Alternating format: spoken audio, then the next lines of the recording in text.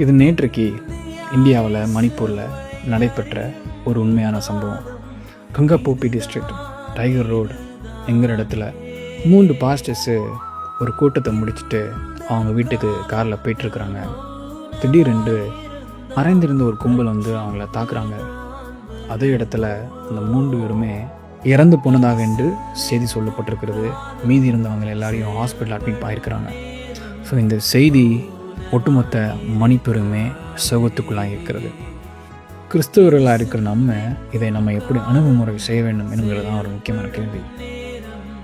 முதல்ல we should pray for the Manipur Christians.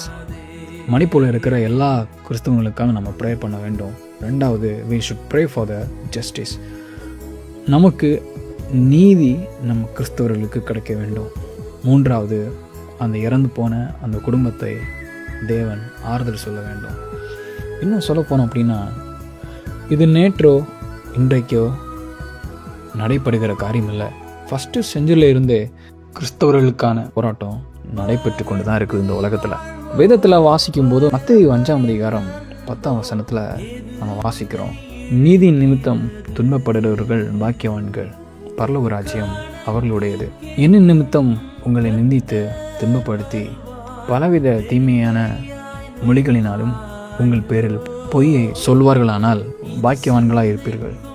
இது நாம் சோர்ந்து போவதற்கல்ல, இன்னும் ஆண்டவருக்காக உழைப்போம், ஆண்டவருக்காக ஆத்ம ஆதாயம் செய்வோம். இயேசு வேகம் வருகிறார். God bless you.